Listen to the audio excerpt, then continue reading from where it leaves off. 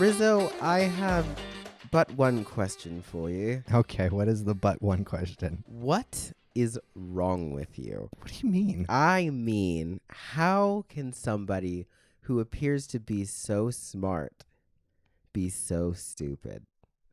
How can you be so wrong and think you're so right? How can you face your peers and colleagues in the industry that you work in of entertainment and keep your head held up high? How do you not love God. Titanic, starring Kate Winslet and the one and only Leonardo DiCaprio? Simple. I have a heart. And as I will present in my facts, Ew. this film is not for those who truly love love. Let's get started. I'm Josiah Rizzo. I'm Benji Jones. And on Wednesdays, we wear pig.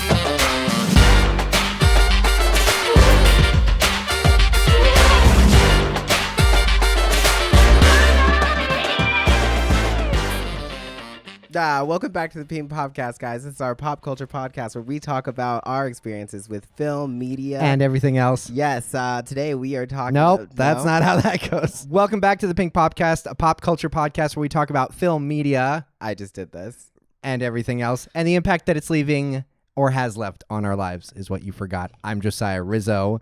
I'm a writer, filmmaker, director. I'm Benji Jones. I'm an actor, notary public, and I also just did this, but it's probably going to be cut out. Wait, what is your third? Do you want to keep it? I'm Benji Jones. I am an actor, notary public, and the last living descendant of the one black man aboard the Titanic. Right, okay. Do you know what his name was? Yeah, Eric Johnson. Yeah. Eric Johnson? Yeah. Hold on one second. I actually had it written down. Joseph Philippe Lemessier LaRoche. Okay, yeah, that's basically what I said. Close enough. No, Close enough. That was his chosen name. I told you his. He's a good-looking man, though. Yeah, of course he was. He was on the Titanic. Looked much better than his wife. His He kid's was cute. killing it. Look at that. Kid's kind of cute. Yes. They died. I do have a great grand something that's name is Saldonia Felipe Ooh. because I'm part Cuban. Oh, wow. Yeah. There we go. There we go. So I'm not lying. You learn something new every day. And what are we talking about today, Benji? Today we're talking about the immortal movie, The Titanic. The unsinkable 1997. Titanic. I was just saying about that. the actual Titanic. I was like, I thought you were correcting me on the title, and I was like, no, I'm pretty sure it's just called Titanic. You didn't see the subtitle? The Unsinkable. It's in very, very small print. The 1997 film starring, well, we just said it, but I keep wanting to say Kate Beckinsale, Kate Winslet, and Leonardo DiCaprio. It was released on December 19th, 1997. It was written and directed by James Cameron, who you will know from Terminator 2, The Abyss, etc. It stars Kate Winslet, Leonardo DiCaprio, Billy Zane. That was Cal. He was in what's it called? Zoolander for like a second, right? Right. Yeah. Okay. Yeah. I was like, because it's like I know who Billy Zane is, but I like insane in the membrane. Can't remember where he's from. Also stars Kathy Bates as the unsinkable Molly Brown, a nickname which, by the way, she never went by in her lifetime. That was it retro. Just came later. Yeah. Actually, there's a few things that in doing research for Titanic, there were a lot of things that like have been retroactively added to the story to almost give it a narrative. Yeah. For one, nobody ever claimed that the Titanic was unsinkable. So it is not, in fact, unsinkable. No, which yeah, we learned. they claimed that it was unsinkable, but that was not the case. Also stars Bill Paxton as the earring guy who's trying to get treasure from down below. Oh, okay. He's the guy in the future. Yeah, he's the guy in the future. You know, the I'll be goddamned. Yeah, the first one to say it. Yep, and then it also has that one guy from Alias and the ABC remake of Annie, which is Victor Garber. You know him as creepy professor, creepy professor from Legally Blonde. Right. So this film, it's a long time ago. Yeah, I was 5 when this came out. You didn't see this in theaters, did you? No. How long after it came out do you remember seeing? You don't remember? I don't remember, but I know that when I did see it, I watched it a lot. Really? Yes. So I'm always kind of shocked because there's been a few things recently that you've brought up where you've said that your first impression of it was, this is too girly, I don't want to watch it, or it's too lame? I'm a three-dimensional human being that has a lot of sides to me. No, it was a shocker. Me in a box, and you can't put baby in a corner. All right. So currently, after with a total count of 191 critic ratings on Rotten Tomatoes, it has an 89%. Okay. With critics. Audience score, which is users of over 35 million. Oh god. Has a 69%. So gross. Why? Just is what it is. Inappropriate. It was made on a budget of 200 million. This was the most expensive film at the time, but it did make a box office of $2.187 billion. Okay. So 2,187,000. Yes. Yes. Yes. Yes. Yes. 2.187 billion. Yeah. They made that money back, y'all. Yeah, they did. They did. It actually was number one at the box office for 15 weeks straight.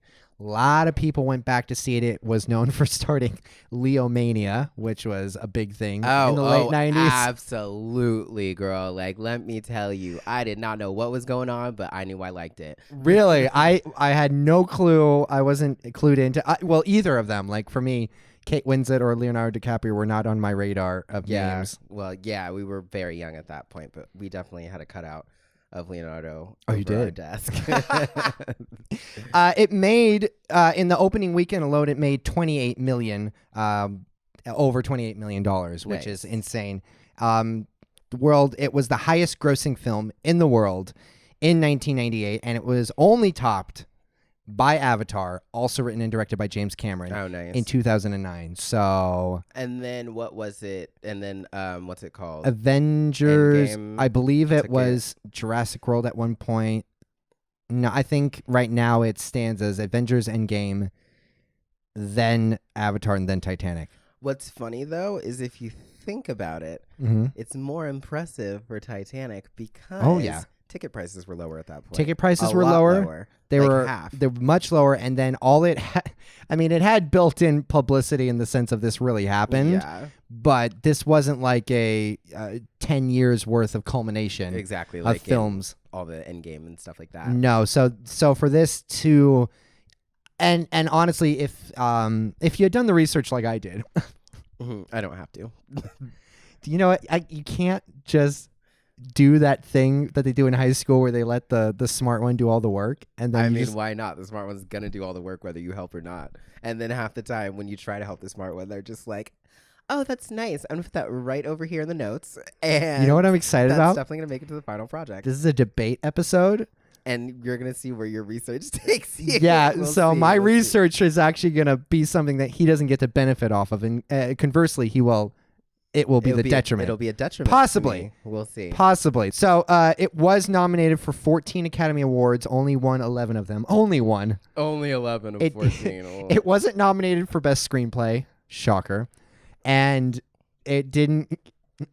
It was nominated for Best Leading Actor and Actress, but of course they didn't win. So. Oh, that sucks. So those were the three that they didn't win. I believe everything so. else There was I don't think it was nominated for screenplay, and I can't remember off the top of my head what the third thing was they didn't win. Is it? Was it? No, they did win Best Director. How many categories are there? A lot of Academy Awards. I don't remember off the top of my head. I was just thinking, like, 14 seems like the whole show. Yeah, well, back in the day, gone are those days. By the way, that's just not something that happens anymore. I remember when it happened for Lord of the Rings. And I can't remember the last film that did a huge sweep at the Oscars, but honestly, those days are kind of over. Like, that's good. Spread the love. Like, Spread honestly, the love. like, let's. I think every movie should have like a cap at like 5, 3 to 5. Honestly, there's certain films you just hear their names get called. You're like, okay, that's cool. Again. All right, La La Land. All right. Well, let's get started here. You want to tell people, for those who've been living under a rock since 1912? Well, this poor guy wins some tickets onto a big boat, and this rich girl is going on a big boat, and they meet each other, they fall in love, the boat sinks, and the movie's over. Holy shit. I mean, yeah. Basically. That's exactly it. Summarize it. So that is the film. Yeah, Yeah. it's Titanic. Everyone knows Jack Dawson. Kate Winslet is what? What's her name? Rose DeWitt. It's Rose Dawson at the end. Well, it's Rose Dawson at the end. She says her name like twice in the entire. Her last name, she says it twice in the entire movie. Jack Dawson, we hear a billion times. Yeah, we hear Jack. God, Jack, gosh darn it. Jack Rose. So a little bit of trivia. Okay, I hid this from you in the notes because I thought it was particularly funny. So this is the 6th theatrical film that was released that focused on the 1912 disaster.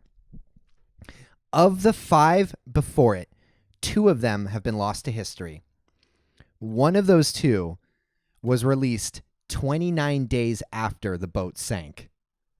And it starred one of the actual survivors who was quoted, or who was someone quoted saying that she broke down crying on set. I am sure. Like, how would you a month later be like, I'm going to star in this movie about the greatest tragedy of my life and to history to this Bro, point. the turnaround back then was insane. They were just like... They were like, oh, you guys enjoyed that? Wait till you see the movie. You have a working script? No, sir, I just have this newspaper clipping. I give you $100. Yes, sir. Read it on camera and then show a toy boat sinking. You know, it's also going to be good. Get one of the actual survivors on it. Sir, don't you think that's a little bit cruel and callous? Oh, they'll be fine.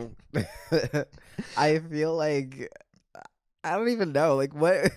I guess maybe that one's lost to history because after she broke down, they're like, this is kind of shitty, man. Maybe let's get rid of this. The film was called Saved from the Titanic. And then there was another one of the movies produced was a Nazi propaganda film created that was overseen by Joseph Goebbels, Adolf Hitler's propaganda minister. Basically saying that the boat sank because it was built by Jews.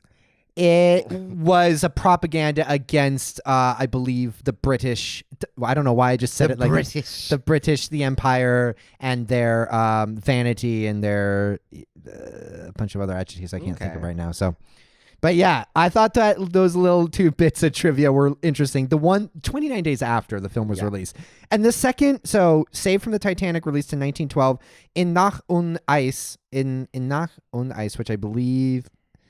Something about Night in the Ice. I don't know. It's a German film, also released in the August of that same year. That's crazy. So clearly these people didn't want to waste time. Just from day one, it's been a story that people are interested in. Bro. Of telling, retelling. Fun trivia on my end. There were 2 sister ships of the Titanic. Okay. And there was a woman who worked aboard all 3 of them, and all 3 of them sank, and she made it off. And she survived all 3 boats sinking. And I said, there you go, bitch.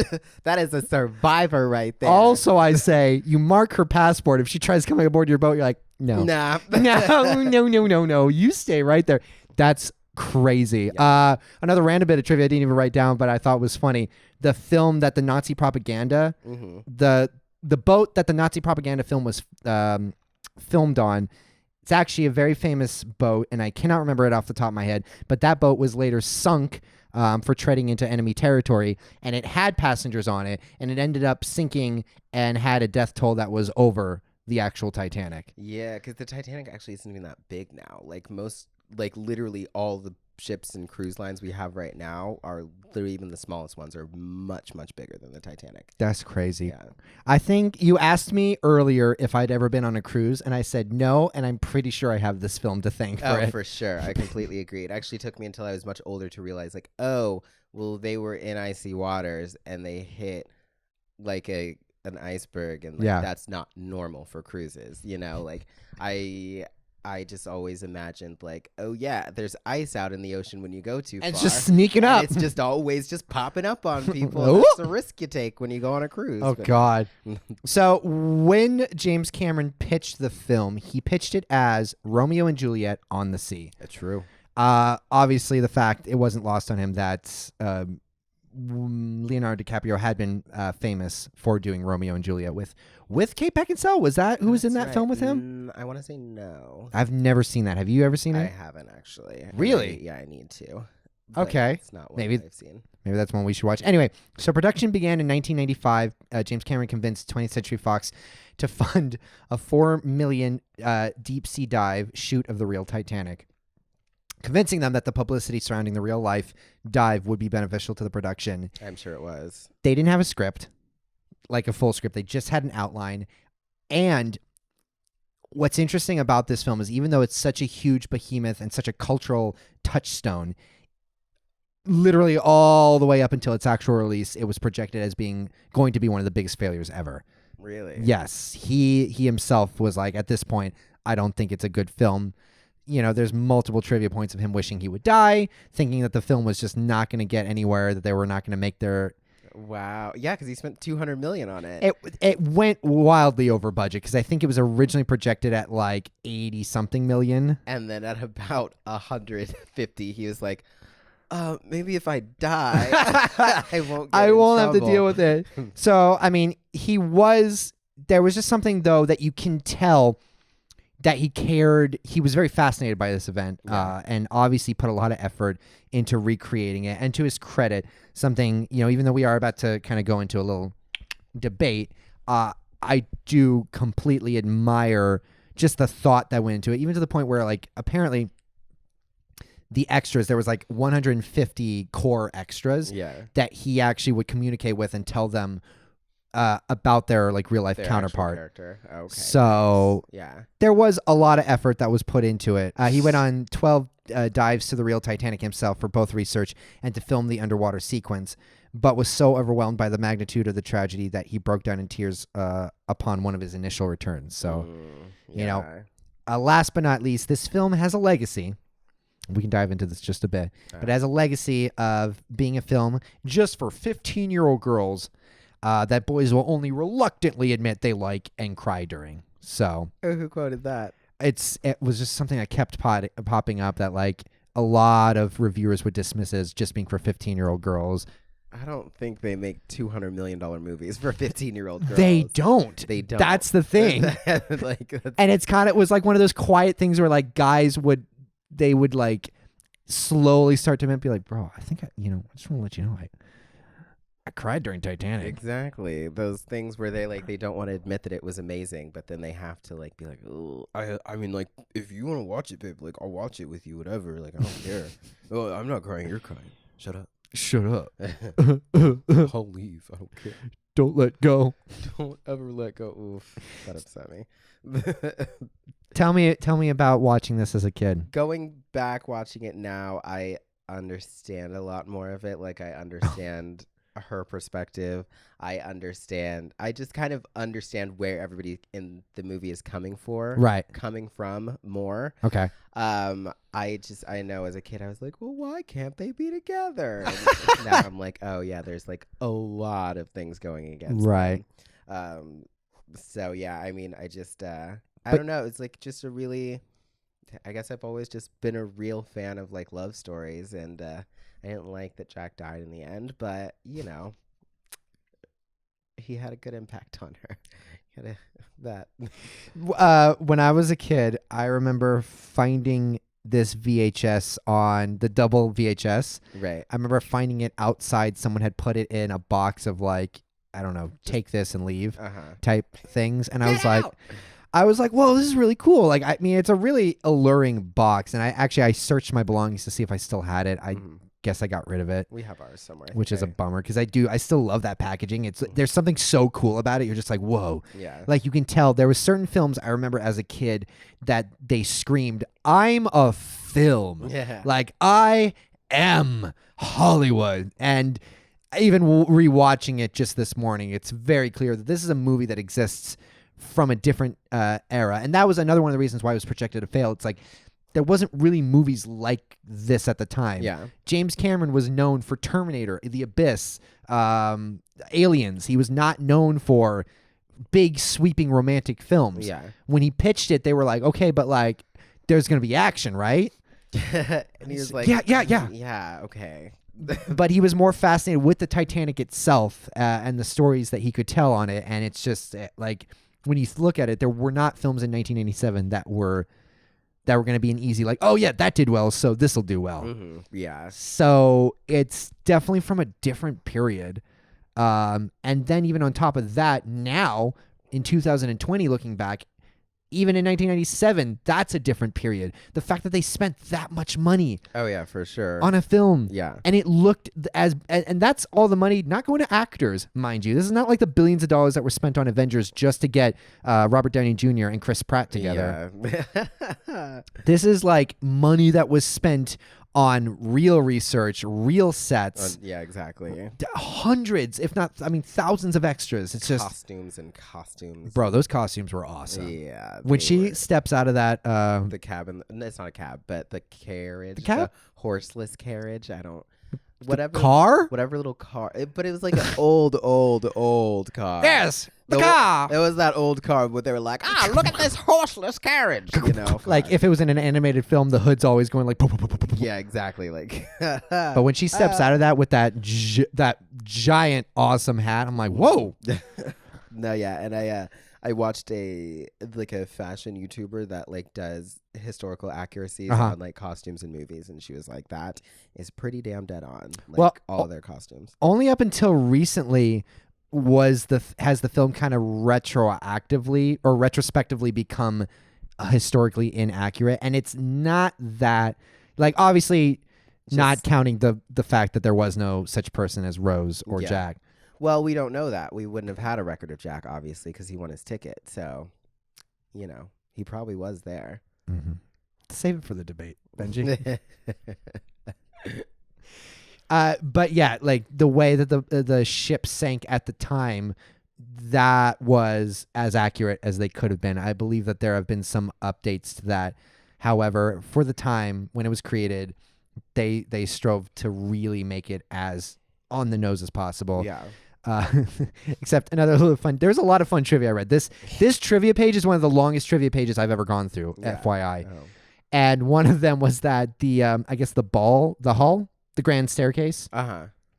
It's taller on set than it was in real life because back then people were shorter. Oh, interesting. So that's weird. couldn't have a bunch of tallies bonking their heads. I guess another fun fact, since we're sharing fun facts, is that the 4 little smokestacks, I guess not little, the 4 giant smokestacks on top of the Titanic, only 3 of them were actually real and used for the function of the ship. Really? 1 was just added to make the ship look bigger. It was aesthetically pleasing? And they thought that 4 looked better than 3. So they're right, though. Yeah. I have seen ships with 3 smokestacks, and I'm like, ew, why don't you just add one just for fun? Over the course of a few years, more or less, this movie has become very popular. It's cemented itself as one of like the top films of all time. Iconic. And Benji and I have very different views of it. Very different. Now, instead of just doing one of our normal types of episodes where we go beat by beat and then we end up arguing and then we cut each other off and then we just slightly hate each other and we don't speak to each other until the next Saturday when we record an episode. I mean, we record these on Wednesday. Is that why we haven't talked? Are you mad at me? No, I'm just kidding. Okay. We decided to do an official debate. So I will following official debate rules. So Benji will be. Benji Jones, will be presenting my argument in the affirmative for why the movie is amazing. Right. And I will be countering that with the negative as to why I believe Titanic is ... overrated. I should have done those dots in SOS. I should have been like ... overrated. And this is why you're ... wrong. We will start off with an opening statement to present the case in the affirmative, and then I will counter with a negative, and then start my first rebuttal. Benji will follow with his.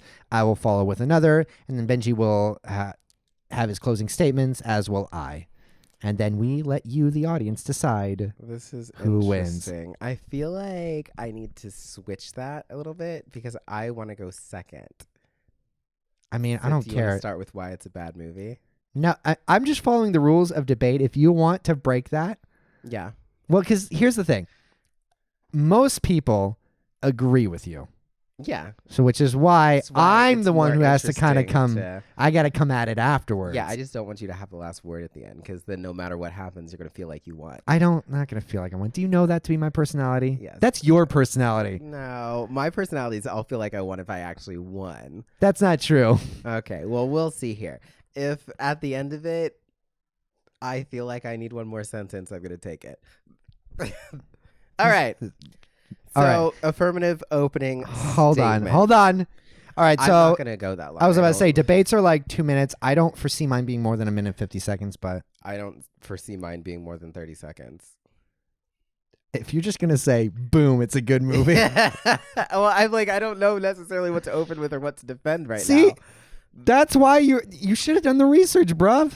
There's no research to do. It's a great movie. Well, you have to specifically name why it's a great movie. I'm gonna destroy Okay, you. Go ahead. No, I don't get to go first. You get No, to go that's first. what I mean. Go ahead. Start the timer. Oh, okay. All right. 3, 2, 2 minutes. You want 2 minutes? Yeah. All right. 3, 2, 1. All right. Here's the deal, people. Titanic is an amazing movie.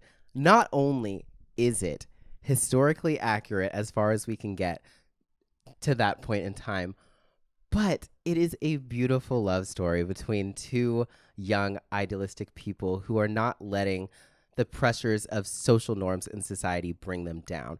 We have the start of this is more than just your average guy sees girl and falls in love and they're just horny for each other. He literally starts out by saving her life. She is completely bogged down and cramped by her lifestyle and doesn't know what to do, doesn't know any way out except to literally kill herself. And he stops that just because he's such a good person. And she's hot, obviously, but he pulls her over, saves her life. They kind of draw him into that world, and then they see that they're connecting too much. And then boom, we have the star-crossed lovers, the fate, the bad fate is going on right now. They can't be together, which is a perfect callback to Romeo and Juliet, as was stated, which is one of the greatest love stories that we know. And you know what? It's a great movie, and I dare you to say that it's not. We really have a lot of character development, a lot of we have a lot of development of their relationship and why they like each other, other than just the fact that they're attracted to each other. He gives her a real reason that he likes her, aside from smart, funny, beautiful, you know? And we see basically a story of this woman coming in one way and being completely changed through this experience and bettering her life through the man she meets and not needing him to lead a better life and leave the life behind that is on paper better, but really was terrible for her and low-key abusive. There, let's give it that to start. Jesus, how long did that take? It was exactly 2 minutes. Was it? Yeah. Whew. Only disagreement I have with you, low-key abusive. I think that was a little high-key abusive. I meant more of more of the subtle things, not the actual abuse. Okay. You got to change our opinion. Good luck. You can do the timer, right? Yeah. This is me presenting the case to the audience as to why am I negative. Go. Okay, so let's get a few things out of the way. First off, I admire what James Cameron did here. I respect the work that was involved, and I don't plan on attacking. I was very specific not to attack the acting, not the ending where Rose throws the heart of the ocean away. Oh my gosh. And I'm not going to get into the whole Jack could have survived debate.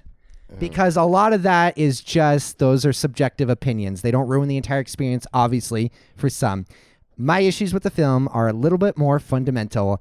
At its core, I think Titanic ultimately, and I've thought this more or less since I was a kid, ultimately, I think Titanic is a shallow love story that might have been charming had it not stood on the shoulders of real-life victims and survivors of a real-life tragedy.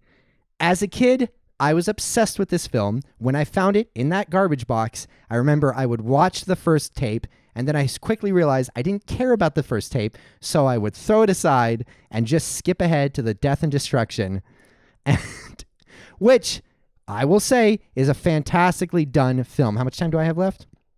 Great. The second half of the film is phenomenal. However, it only serves to highlight what I ultimately think is just this film uses tragedy as a backdrop to what is ultimately just a very wishy-washy love story, and I will follow that up with my rebuttals. You can end that. So don't you start with like a So I will an start, but example? that's another point, and I And didn't want to that's drag another that out. 2 minutes. All right. Well, that's essentially the core of what I believe. Okay. So now Interesting. I mean, you're wrong, but okay. you thought I was gonna be like, I don't like this. Well, I thought you were gonna give us a little bit of your Ryan Murphy issues, where you're like, "Well, it just seems a little." Blah, blah. That's how you talk. That's not how I talk at all. Wait, what? What did you think I was gonna be doing? I thought you were just gonna be more like, "Well, we'll see at the end," because you might still hit those points. That's true. Yeah. Don't give me a chance to correct it if you're right. And I'm also not gonna give you a chance to hear what I am. I was about to say because you'll just change it. I'm just gonna add more things to your history, to your little debate here. All right, let's get a rebuttal. All right, go. 3, 2. All right, so I'm going to be pretty blunt here. This film has been positioned as a story of female empowerment and nonconformity because it is told from the perspective of certain women who were oppressed by the system of the time. However, it is told from the perspective of those just privileged enough to do something about it. I'm going to start off with one of my least favorite lines in the entire film. You knew this was coming. Yes, I did. It's the first, I think her first narrated line as we actually enter the world of the flashbacks. And she says, and I quote, "It was the ship of dreams to everyone else. To me, it was a slave ship, taking me back to America in chains.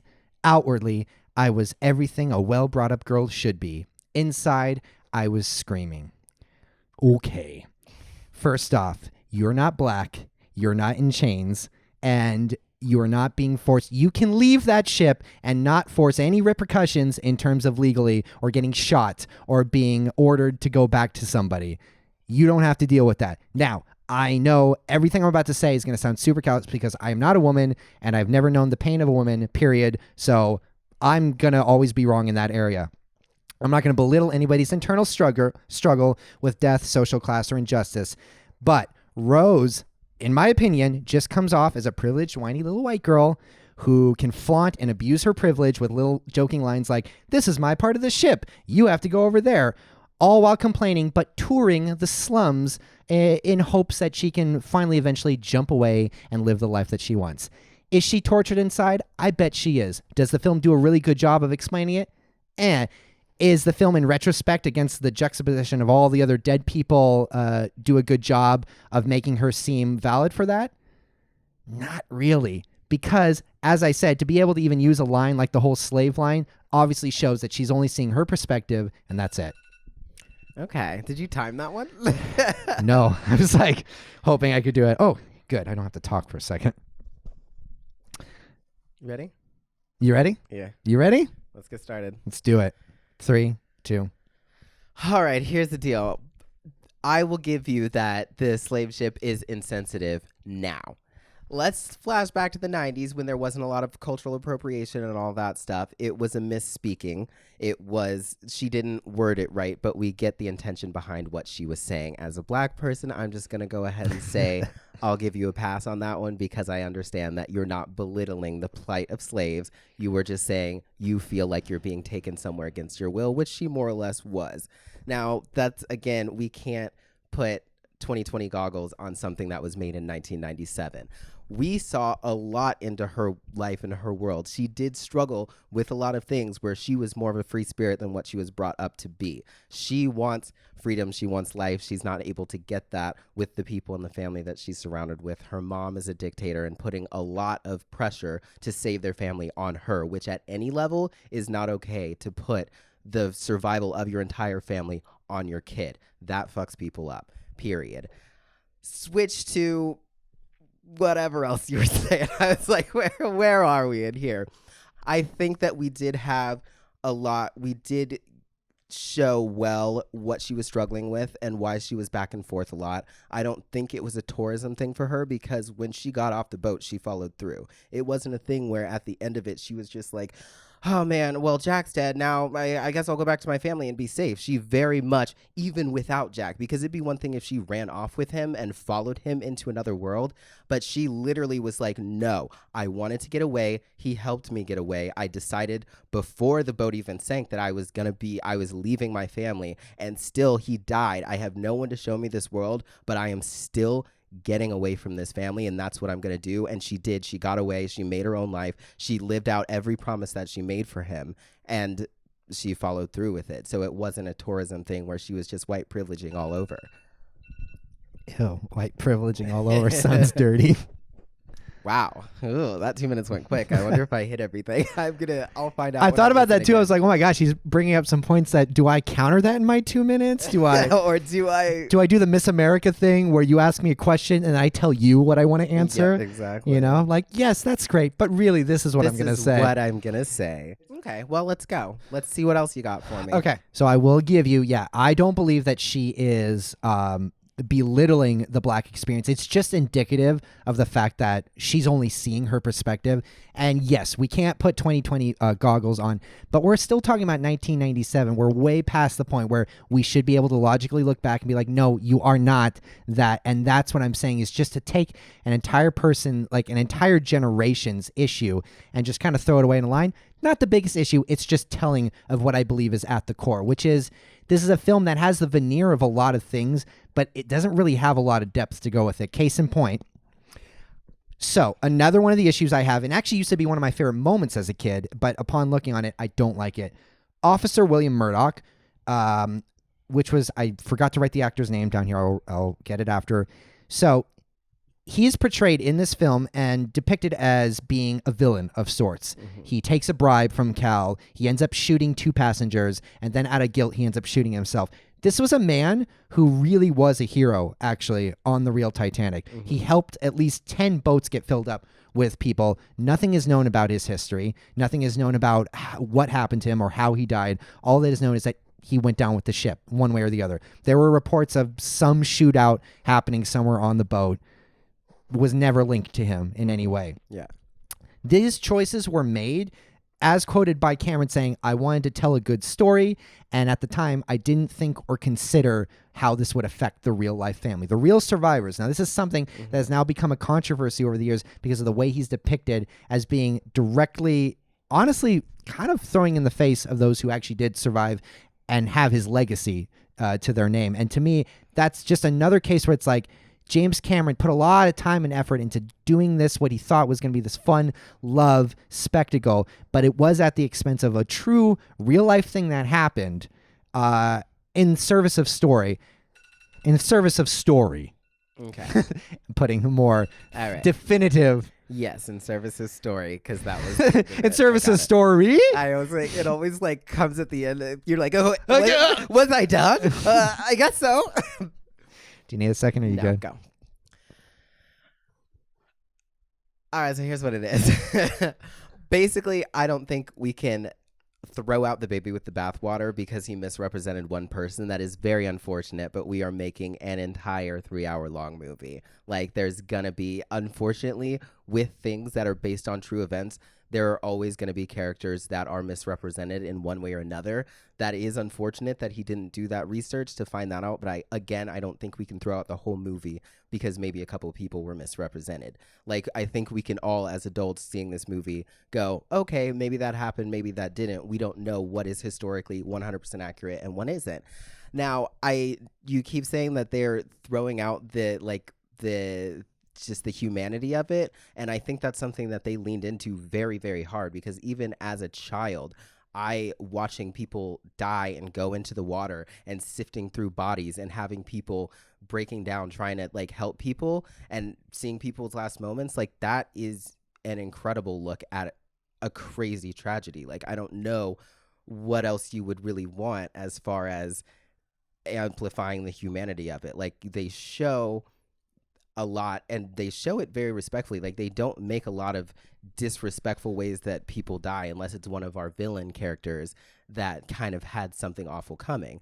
So I think he does do a very good job at still having this romantic sweeping love story that keeps us involved, but also showing the true tragedy of it back and forth in the future and in the past. And even changing the opinion of the guy who was just gold digging at the beginning and having him hear the real story from her first person and being like, this is what it actually was, and him being like, wow, like I didn't understand the Titanic until I just heard it now, which is literally his line was, I was after gold and I was so wrapped up in it that I didn't even think about what it actually was. And I think that was really the point.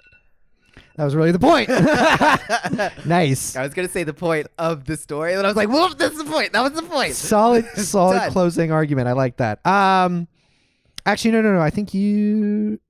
Was that my second rebuttal, or was that closing? You get a closing. Okay, so that was your rebuttal. So I rebuttal, and then I'm going to do my closing statement, and then you get to close it all off. Okay, I thought you closed. I thought I did too. I just misread what I read down. Good. So. I like having a final closing.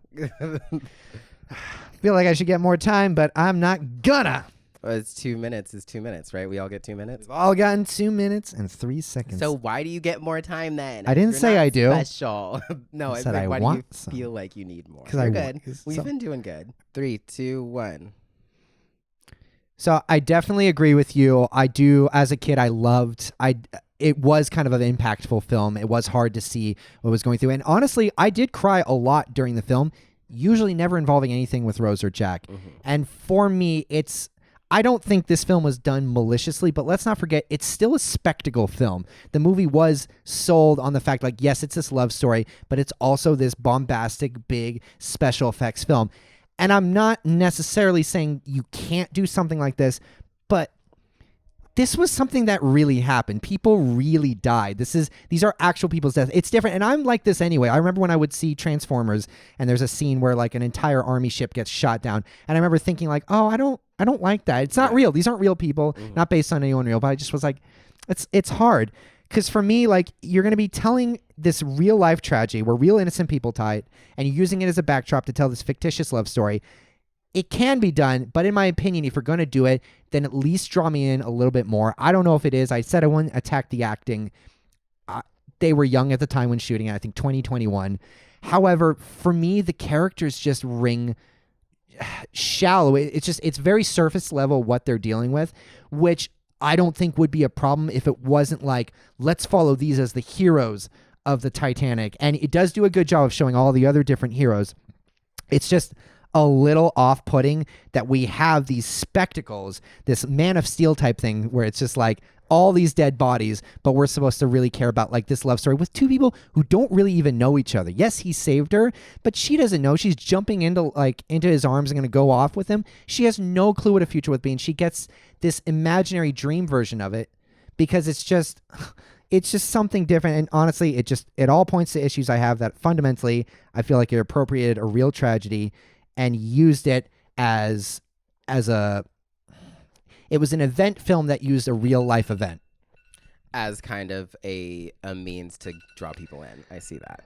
Possibly is what yeah, you're I didn't articulate that as well as I want, but that's the time I got. That's the time I got. You get a me closing. For my closing. Go ahead. I will say that I 100% agree with you in even movies like Transformers and crap or Avengers, when they crash buildings, when people die, or even when somebody throws a car. I'm like, somebody's got to pay for that. Somebody's got to pay for that. I'm very much invested in the real life repercussions of things like that, like in Man of Steel when they destroy half the city and then they make out in their ashes. That's disgusting. Even though these people are fake, we all saw what happens when 2 buildings fall, not an entire city's worth of buildings. I think that again, like, I think the fact that we used a real tragedy adds that element of, oh my God, to it. That adds that element of, wow, this is truly a tragedy. It's not just watching this hero film where, oh, a bunch of nameless fake people died, but our 2 characters made it out, or our 1 character made it out. Like, no, every death hits you because it rings in your head. That was a real person. This actually happened. And that's why a movie like this needs to be on something that was real, because if you just make up a fake boat crash, it's just kind of like, oh yeah, like they went really hard on this fake boat crash and they showed a bunch of people dying for no reason because we don't care about them because they're not real. You do need to have that kind of real story to add that emotion and that humanity of it, of like, no, this isn't just a fun love story. We're running around and they make it off a boat, like freaking Poseidon Adventure. You know, it's it's something real. Like, I think the love story aspect of it, I don't think it was shallow. I think it was one of the few love stories that are very not shallow. Even actual Romeo and Juliet, when you watch it again, it's pretty damn shallow. Like, they're really just going off looks for each other. But this one, they had time to interact. They had time to talk. He liked the way her personality was. She liked what she learned from him. And they moved forward in that. And I think that we needed that to draw us in. We need that love story to draw us into those characters and to the story. And to the story. Nice. Solid. All right. No, some good points were raised. That was no research, by the way. I just Jeff winged that shit real hard. Okay. No, and we'll still obviously be able to talk a little bit, like just some briefly. But before we do, one thing you did not like about the film. I did not like two things about the film. Okay, the two things. Oh, God. I didn't like the fact that Jack died in the end. That upsets me. That makes me very unhappy. One of the few things I agree with. I think that, obviously, I think most people who love this movie know that Jack could have made it onto that mantle. He could have floated there with her. They tried for a half a second to both get on there, and they couldn't, and he just sat in the water and froze. There's many ways that they could have both gotten out, okay? If she had gotten on that second Do I need boat, to set a timer? Because it sounds like you're... Not the first one with her mom. The second one, where he gave her the coat that had the heart of the ocean in it. If she'd hopped on that one, and then he, later on, Jack, had done the whole thing that they ended up doing and rowed the boat down to the very end and then swam out to where that mantle was, and he floated on the mantle, and then he blew the whistle and they pulled him out of the water later on, and then they all got to the boat later and they saw each other and they were like, oh my gosh, you're here, I love you. And he was like, you're here, I love you. And she's like, I have the heart of the ocean, let's go start our lives together. That would have been a thing, but it wasn't. And then I also don't like that she selfishly threw the heart of the ocean into the sea. Like, how do you just disrespect a gorgeous piece of jewelry like that? It is a little infuriating that, like, she literally goes to the ship. It's like holding it that close to him. That is white privilege.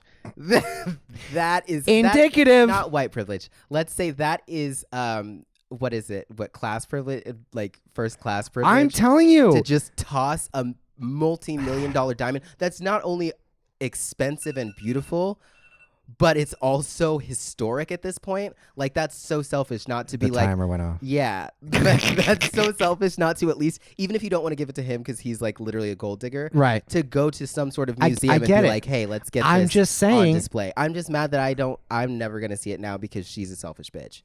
You know? All I'm saying is, like, that's what I was saying. Like, Titanic, it's got great moments, but a lot of the moments that are telling just reveal that deep down it's like... It's not bad. 3 moments in a 3-hour film. It's not 3 moments. There is more. The Roger Murdoch one's a pretty big, gross one. You take a real person and basically tell everybody this is all they know. Half of the world, all my information started from this movie. I agree. You're telling the entire world that this man who really was a hero, who has family that is survived by him, who looks to this man's legacy. FYI, he was a coward and killed himself. Because it's like, even as a kid, this used to be one of my favorite moments because it was less cowardly and more like... It's a little cowardly. You go down with your ship. You help the other people. But the thing is he wasn't killing himself because he was scared. He was killing himself because he just did something awful and basically killed 2 people. I get it. But ultimately, it's a cowardly act to tell. If someone depicted you that way, amidst that, and you were up in heaven, saw that, you'd be like... hell fucking no. That would ruin the entire experience for you. I would just be mad because... Can you admit? I would just be mad because he wasn't fabulous. This is my time. My time. Can you admit if that was like your mom or your family member, someone that you looked up to, even if you didn't know them, but that was your family, can you admit that something that spitting in the face of your name would possibly make you reconsider the entire film? No. You're saying that to be Not stubborn. just- I know it. Not the entire film. I just wouldn't want to watch the entire film. I wouldn't want to watch a film Why where wouldn't you somebody want to close watch to it? me died. Why wouldn't you want to watch it? I wouldn't want to watch it in general because if it was a Because- tragedy where a family member of mine died. Because it's a movie that's capitalizing on a real tragedy that affected you? No, Ha! because I wonder if someone just proved my point. No, because I wouldn't be opposed to the movie existing. It would just be a thing where it'd be like, I appreciate that they took that time, but I cannot watch it because that's tragic for me. Period. Regardless of how my family member is portrayed in it, I just don't want to watch it. Like, that's upsetting that you misportrayed them. Please print a retraction, but good job I'm on going it. to keep doing Yeah, you can keep doing but whatever. Whatever. I don't know. I think you just proved my point a little bit. Not at all. One thing I did like about the film, you know what I really do like? I actually, there are some really bad acting parts in this film, but I love the character. I actually love almost all the actors that they portrayed surrounding the main characters. The more quiet ones, I did love. I keep saying Roger Murdoch. It's William Murdoch. So as a kid, my favorite moment was actually the moment with William Murdoch, just because the actor Ewan Stewart, there is this pain in his eyes that like is. It was harsh for me as a kid. That really struck me because it was just like that whole grief. It's just unfortunate that when I started doing research, I'm like, this is kind of like flies directly in the face of what I mean.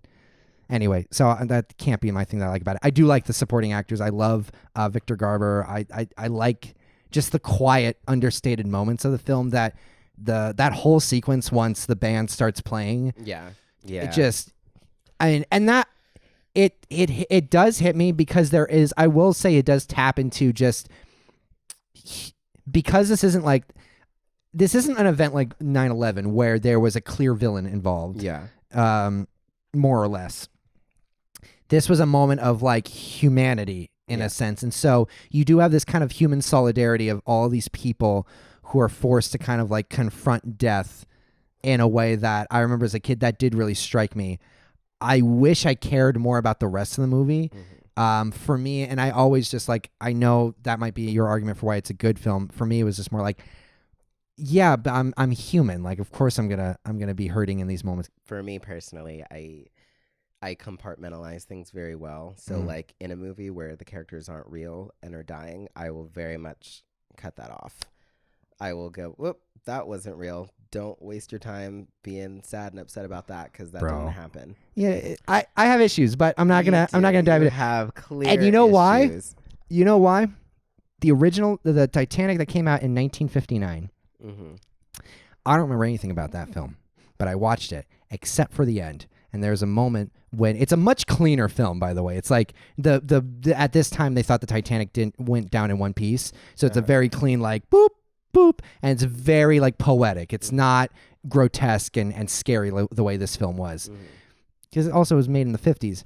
But there's a moment where a young boy has a chance to get on the boats with his mother and his sister, and he decides to stay on the boat and go down with his father. And so the final moments of the Titanic, you have all these like men and all the people who are left behind. They're singing while everyone else is like on the boats drifting away. And it's just this really somber music as this child stands next to his father and has decided to go down with his ship. That one moment destroyed me as a kid. In fact, it's one of the first moments I actually remember crying and being broken. So I think by the time I saw Titanic, I was like... How old were you in the 50s? By the time I saw Titanic 1997... I was kind of honestly like, bitch, you can do better, because that one moment of an old ass Titanic wrecked me way more than this entire film did. I think you just went in with like a nasty thought of you better be better, and then I didn't they were look, good. man. You were just like, I like crying. I didn't cry, so this movie's trash. I like feeling emotions. Okay, I like to feel human emotions, and for me, it just was indicative. I just was like, I didn't connect to this film as much in like the entirety of its 3 hours as I did to 20 seconds. These are 20 seconds that got built up to, mind you. But Of course, but I'll have to watch that and see if I agree with you. it's different though. Like I said, it is a lot more poetic. Like they're all just like cleanly going into the ocean. Yeah, You're like, and you're just like, what is like I'm what? sure if you watched it again, you'd be No, I like, watched it again and I broke down crying. When? I found it online and I was just like, yeah, okay. Well, I need to watch even it. thinking about it, I had to say it a certain way because I might have just broken down crying now. Oh. And there's no moment in Titanic that makes me even Cry. get remotely that sad. Cry No, right now. no. Cry, damn it. All right. So I think we both got some solid arguments in. Yeah. Some Audience of us gets to more decide. solid than others. You know, heads I win, tails Benji's wrong. Heads I win, tails you lose. Right. Yeah, definitely. Give me some support in the comments because obviously everybody agrees with me. And if you're weird like Rizzo here and you're wrong, then go ahead and I guess support him. I'm just happy I didn't hit like the normal things people used to trash. It's kind of unfortunate. People will like rail on Leonardo DiCaprio's acting, and I'm just like, I mean, it's not the best performance from him by far. I guess. But he's also like 21, I think. I expect more from someone who's able to drink. Stupid. I think his performance was great. I think it was great, but we're not going to get into any more of Nope. this.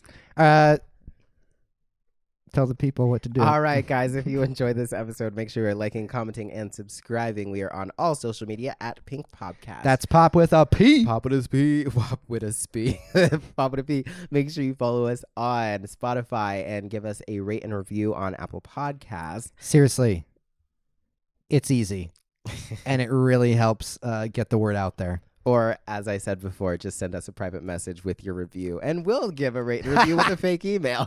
And just make sure, if you have any questions or comments or like any ideas for anything in the future, send us mail via mail or carrier pigeon. Dang it, I didn't write a new one down. Snail mail. I told myself specifically to write something new. Or email or moose track. But honestly, or Pony Express. shout us out on Instagram and we will shout you out back. Yes, queen. For reals. Yeah. We've got all the time in the world. We want to connect with you, connect with us help you.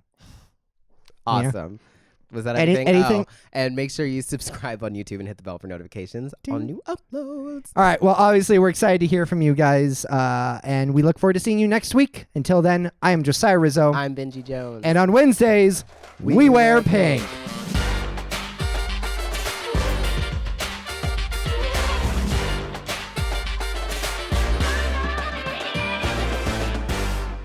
I'm flying, Jack.